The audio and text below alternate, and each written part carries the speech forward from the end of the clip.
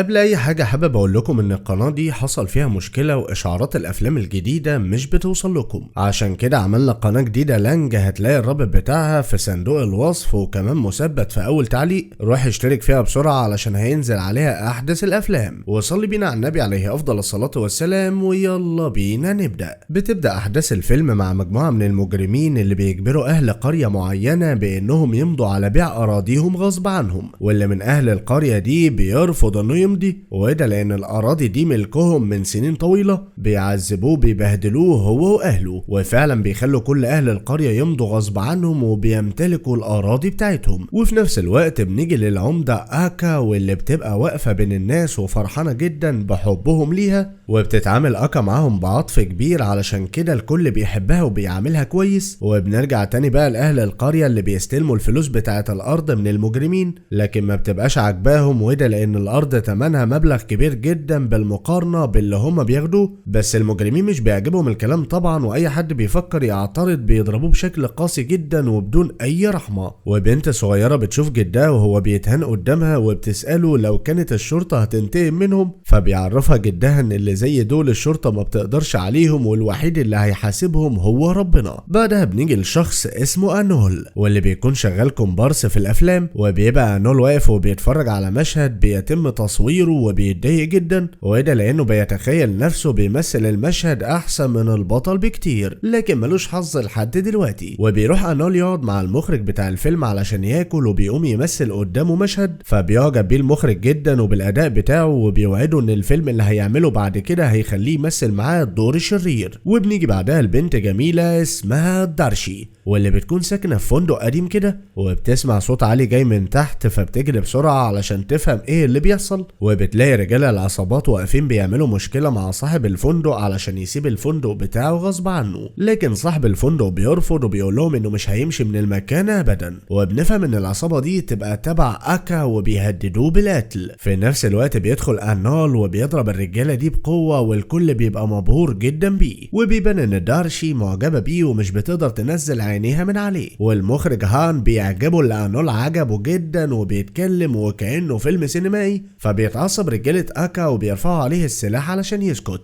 لكن بيتراجعوا بعد كده علشان بيخافوا من انول وبيمشوا بسرعة من المكان. بعدها بيبقى انول رايح على المعبد يأدي الطقوس بتاعته، وهناك بيلاقي مجرمين عاوزين يهجموا على راجل عجوز اسمه مورتي بالأسلحة ويخلصوا عليه، لكن انول بيدخل وبيضربهم كلهم طبعا وبينقذ حياة مورتي. وبتحس طفلة بالخطر اللي هي فيه وبتفضل تصرخ وهي على ايد ابوها، فبيضايق انول انه كان سبب في خوفها ده، وبيفضل يضرب الرجالة قدامها وكأنه بيلعب علشان يضحكها. وطبعا زي ما توقعت يا صديقي بتضحك وبتفرح جدا لما بتفكره بيلعب. ولما بيقضي عليهم كلهم بمنتهى الشجاعة بيروح يطمن على مورتي، وبيفهم منه ليه عاوزين يخلصوا عليه. فبيبدأ مورتي يحكي لأنول حكايته وقت ما كان طفل صغير لسه، لما ماتت أمه وسابته مع أبوه لوحده وبقى أبوه كل حياته، لكن لما بقى عنده 20 سنة أبوه مات وسابه لوحده، وفضل في حياة بائسة جدا لحد ما قابل حب حياته اللي اسمها لاكاشمي. اتعرفوا على بعض واتجوزوا، وقدر بعد جوازه يفتح محل مجوهرات وكسب فلوس ملهاش عدد، لكن كانت كل أمنيات لاكاشمي إنها تبني دار أيتام، وفعلا مورتي نفذ لها طلبها. وكان فرحان جدا لأن كان عندها قلب كبير وعطف ما شافوش في بني ادم قبل كده. وعلشان لاكاشمي تشجع الاطفال وتخليهم مبسوطين، كانت دايما تقول لهم ان مش شرط يكون ليهم اب وام، وان كل انسان ليه شخص يعيش علشانه. وده كان بيدي امل لكل الاطفال انهم يفضلوا فرحانين دايما، لحد ما جه اليوم اللي ماتت فيه لاكاشمي، وكانت امنيتها الاخيره انها تندفن على نفس الارض اللي فيها دار الايتام. وفعلا مورتي نفذ رغبتها الاخيره ودفنها في ساحه الدار. وبنرجع للوقت الحالي،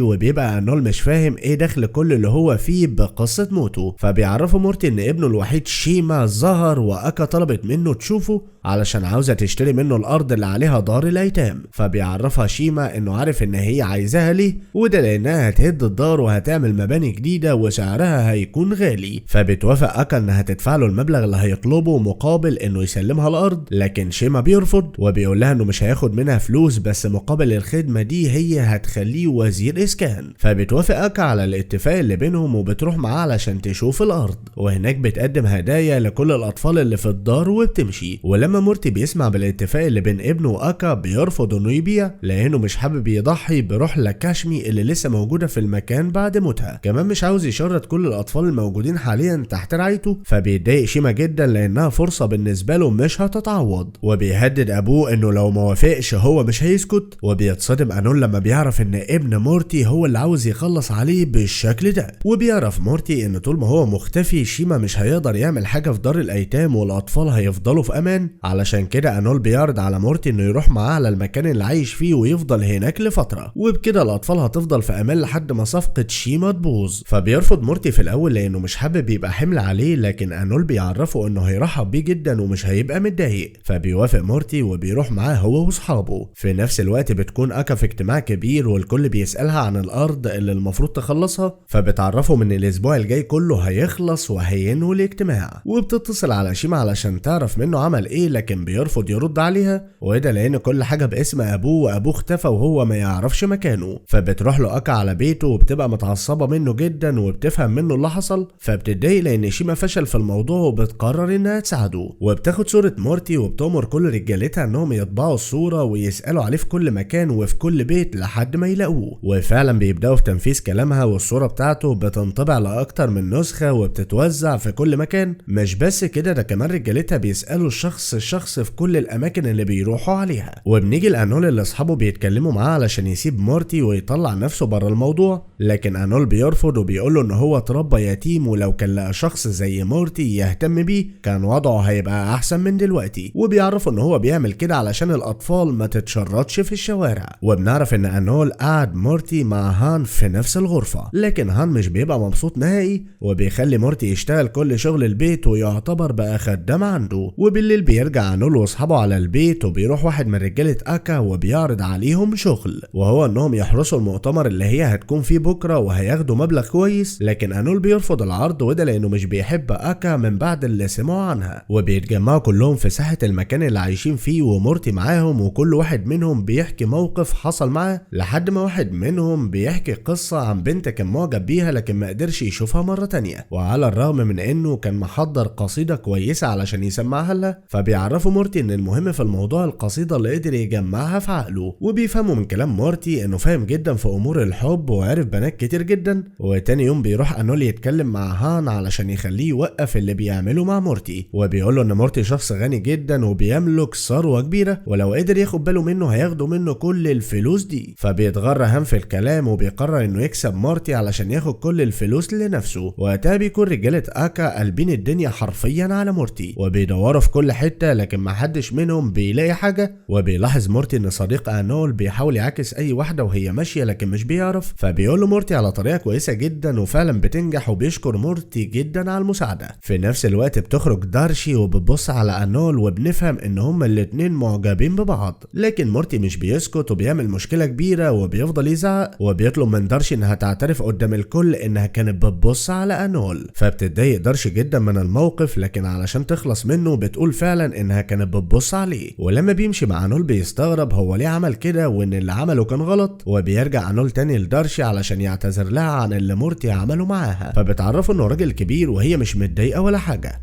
وبيرجع مورتي على البيت وبيلاقي هان بيعامله كويس جدا وبيحاول بقدر الامكان يريحه خالص. ولما بيوصل انول بيعرف مورتي انه راح يعتذر لدارشي، فبيتفاجئ انول انه قدر يعرف حاجه زي دي، وبيحاول مورتي يعرفه كذا نصيحه يمشي بيهم. وتاني يوم بيبقى انول واقف في الشارع وبيبص على دارشي وهي ماشيه وبتضحك له زي ما مورتي قال له. فبيفرح انول لان كل كلام مورتي بيتحقق وقرر يسمع كلامه، وبيطلب منه مورتي يقطع تذكرتين سيما ويروح يعزمها هتروح معاه. وفعلا بيروح انول وبيعرض عليها تروح معاه السينما، لكن دارشي بترفض وبتبقى مش فاهمه ايه اللي بيحصل. ومورتي بيزعق لها تاني علشان مش موافقه وبيطلب منها تيجي على السينما. وبيروح انول ومورتي على السينما لكن دارشي مش بتيجي، فمورتي بياخد التذاكر وبيديها لناس تانية علشان تستفاد بيها. وانول بيبقى متضايق انه سمع كلامه، بس بعدها بتقرر دارشي انها ترتبط بيه وتحبه زي ما هو بيحبها، وبكده خطه مورتي بتنجح. بعدها بنيجي الاكا اللي بتبقى واقفه بتتكلم مع الصحفيين صحفيين وواحدة منهم بتسألها عن علاقتها بآبا صاحب العقارات والأراضي، فبتعرفهم أكا إنها عمرها ما قابلته، وبنعرف وقتها إن أكا هي اللي بعتت رجالتها لأهل القرية وخلتهم باعوا أراضيهم غصب عنهم وبفلوس قليلة. وبتتصدم أكا لما بتلاقي واحد من الصحفيين عارف بالحقيقة دي ومعاه أدلة ضدها، فبترفض إنها ترد وبتمشي وهي متضايقة جدا بسبب الموقف الوحش اللي اتحطت فيه قدام الناس، لكن بتحفظ شكل الصحفي كويس وبتأمر رجالتها يخلصوا عليه، وفعلا بيقتلوه بطريقة وحشية جدا. وبنيجي لمارتي اللي بيبقى متضايق جدا وبيعرف أنول إن ذكرى وفاة لاكاشي بكرة وهو لازم يروح على الظهر، لكن مش عارف هيعمل كده ازاي، وهو ده اللي مضايقه لأن كل الأطفال متوقعين إنه هيبقى معاهم في يوم زي ده، فبيعرفوا أنول إنه هيتصرف في الموضوع وهيخليه يحضر. وبيبقى شيما عامل حسابه إن مارتي هيجي على الدار، علشان كده بعت رجاله كتير جدا يحوطوا المكان علشان لما يظهر يمسكوه. والخطه بتاعت انول هو انه بيخطف عيله كل شخص من رجاله شيما علشان يمشوا وما ينفذوش المهمه. وبيوصل مارتي وبيحضر مع الاطفال والدنيا بتمشي طبيعي جدا. بعدها بيتصل شخص على انول علشان يتكلم معاه على فيلم وبيبقى محتاج مبلغ منه، وبيعرفوا انول انه قريب جدا هيديله اضعاف المبلغ اللي طالبه بس يستنى عليه شويه. فبيسمع مارتي وبيبقى مش فاهم هو بيتكلم عن ايه. في نفس الوقت بيعرف شيما المكان اللي مارتي قاعد فيه وبيدخل يسأل هان عليه، فبيعرف هان انه مش موجود دلوقتي لانه راح مع انول التصوير. وبالليل بعد التصوير ما بيخلص بيرجع مارتي على البيت وانول بيسيبه علشان يروح مشوار، لكن بيجي تليفون لانول من المحاسب الشخصي لمارتي بيعرفه ان شيما عارف مكان ابوه ورايح عنده. مش بس كده، ده كمان بيقوله ان شيما هيضحك عليه باسم محل المجوهرات علشان يبيع له الارض. في نفس الوقت بتكون عربيه كبيره ماشيه ورا انول وبتخبطه وبينزل منها رجاله كتير علشان يخلصوا عليه. وبيتكلم هان مع مارتي وبيعرفوا ان انول قال له ان هو مليونير ومعاه فلوس كتير جدا وان هو مقعده هنا علشان ياخد منه الفلوس دي كلها. فبيتصدم مارتي من الكلام وبيفتكر لما سمعه وهو بيتكلم في التليفون وبيفهم انه بيضحك عليه. وقتها بيدخل شيما وبيفضل يعيط لمارتي انه ما بقاش عاوز حاجه وانه محتاج الارض علشان محل المجوهرات، فبيوافق مارتي انه يبيع له الارض احسن ما انول ياخدها منه. وقتها بيكون انول ضرب كل رجاله شيما اللي كانوا عاوزين يقتلوه، وبيشوف مارتي وهو ماشي مع شيما وبيحاول انه يمنعه، لكن مارتي بيعرفه اللي هو سمعه من هان وبيرفض انه يتدخل في حياته تاني وبيسيبه وبيمشي. فبيحاول انول يفهمه ان هو قال الكلام ده لهان لسبب معين، بس مارتي بيرفض يسمعه، وده لانه صدق الكلام اللي هان قاله وركب الاحداث مع بعضها. وبيتكلم شيما مع انول وبيعرفه ان هو فعلا بيضحك على ابوه لكن هو مش هيقدر يعمل له حاجه، فبيعرفه انول انه مش هيسكت ومش هيخلي البيع ده يتم مهما كلفه الامر. وتاني يوم بيتكلم هان مع انول وبيعتذر له على كل الكلام اللي قاله، وده لانه ما كانش يعرف قصه دار الايتام دي من الاول، وبيطلب منه يخليه معاه وهو رايح يحل الموضوع. فبيوافق انول انه ياخده معاه، لكن بيطلب منه ما يتصرفش من دماغه في حاجه. وبيحس شيما ان انول ورجالته ناويين على حاجه وبيأمر رجالته يراقبوهم كويس. وبيدخل انول مع دارشي على المكتب علشان يتجوزوا، فبيرفض شيما انه يدخل الا لما انول واللي معاه يخرجوا علشان ما تحصلش مشكله. وبيدخل انول وبيعرض على الموظفه رشوه علشان تكتب الكتاب من غير ورق، فبتوافق الموظفه انها تاخد منهم الفلوس. وفجاه بيدخل الصحافه والشرطه وبيقبضوا على الموظفه بتهمه الرشوه. وبكده يبقى انول بوظ البيعه، وشيما بيتضايق جدا وبيتعصب على رجالته لانهم ما راقبوش انول كويس. بعدها بتوصل اكا وبتعرف شيما ان هو فاشل ومش هيعرف يتصرف، وبتخلي الحراس يقبضوا على انول وبتهدده انه لو ما بعدش عن طريقهم مش هترحمه. فبيسيبها انول وبيمشي، وشيما بيفكر ان كده الموضوع انتهى. بعدها اكا بتأمر شيما انهم يخطفوا دارشي علشان انول يشتغل في التدوير عليها، وفعلا بيخطفوها. ودارشي بتتصل على انول وبتعرفه، وبيقدر انول بكل سهوله يعرف المكان اللي هي فيه، وبيدخل يضرب كل الرجاله واحد واحد وبياخدها وبيمشي. وتاني يوم بيبقى مارتي ماشي بالعربيه وانول بيرتب له خطه علشان يخطفه، وفعلا الخطه بتاعته بتنجح وبيقدر انه ياخد مارتي ويمشي بسرعه. وبيبدا يشرح لمارتي سوء التفاهم اللي حصل بينهم هما الاتنين. كمان المحاسب الشخصي بتاعه بيأكد كلام انول وبيطلب منه يرفض البيع، لكن مارتي بيتعب جدا وبيقول لهم ان شيما خلاص خلاه مضى على الورق وفاضل التسجيل وبس. فبيتضايق انول جدا جدا لما بيحس نفسه اتأخر، وبيحاول انه يهون على مورتي لانه كان تعبان جدا وزعلان ان ابنه عمل كده، وبيقوله ان الموضوع لسه في ايديهم وهو هيعمل المستحيل علشان يوقف اللي بيحصل.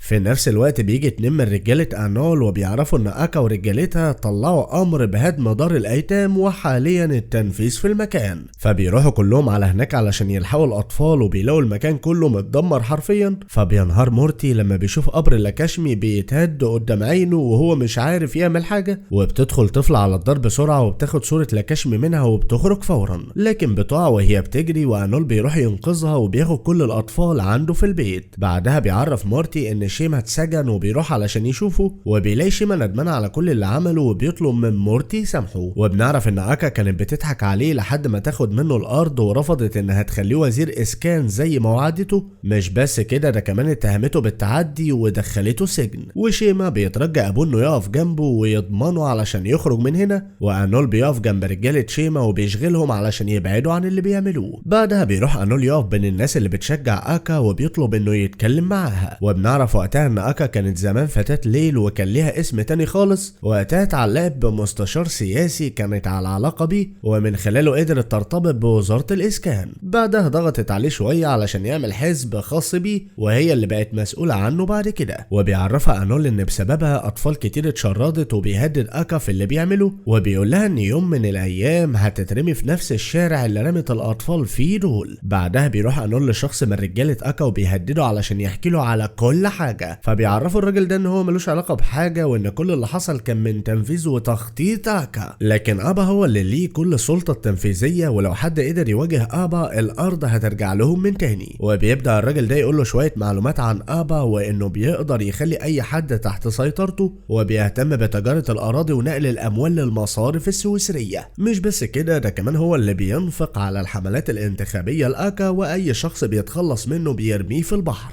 ولو هو قدر يقف قدامه هيرجع الارض من تاني. فبيوافق انول انه يدخل تحدي مع ابا علشان يستعيد الارض من تاني، وبيروح على المكان اللي هو فيه وبيبدا يعرف شويه معلومات عنه وعن عيلته، وبيعرف انه متعلق بعيلته جدا وناس كتير بتحبه لانه بيعطف عليهم. لكن في يوم بيقف شخص قدامه بسبب انه قتل ابوه، بس ابا بيخلي رجالته يبعدوا، وبيدخل هو قدام الشاب ده واصحابه وبيضربهم كلهم، وبيبان من طريقته انه قوي جدا فعلا ومحدش يقدر عليه. بعدها بيروح ممثل على المكان اللي ابا فيه علشان هيمثلوا فيلم في المكان، وابا بيشوفه وبيبقى مرحب بوجودهم جدا، وبيبقى انه عامل خطه علشان يخطف ابا ويخليه يتنازل عن الارض، والخطه بتاعته بتنجح فعلا وبيضرب كل رجالته وبيدخل في مواجهه ضد ابا، واللي بيكون اقوى بكتير وصعب السيطره عليه باي طريقه. لكن انول هو كمان قوي وبيقدر يضربه لحد ما بيغمى عليه وبياخده معاه في العربيه، وبيطلع رجاله انول يحطوا على ابا شكاير علشان محدش يلاحظ وجوده معاهم، لكن وهم ماشيين بتخبطهم عربيه بتاعت شخص تابع لابا، وبينزل بالسلاح وبيضرب 2 من رجاله انول بالنار،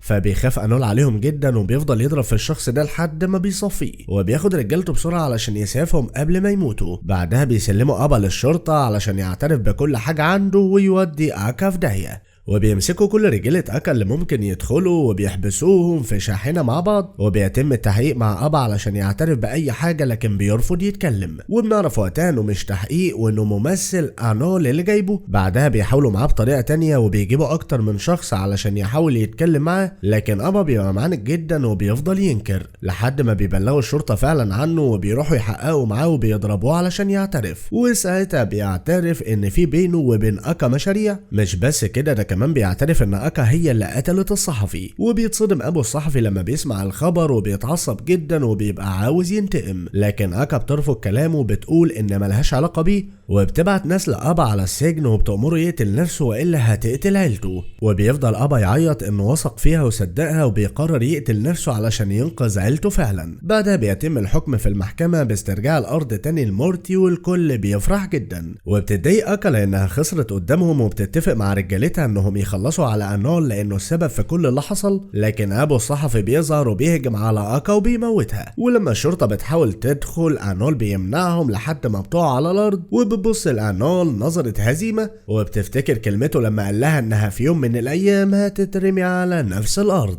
وبس كده يا صديقي، دي كانت نهايه فيلمنا الممتع النهارده. ما تنساش تشترك في القناه الجديده اللي هتلاقي اللينك بتاعها مثبت في اول تعليق وفي صندوق الوصف. سلام.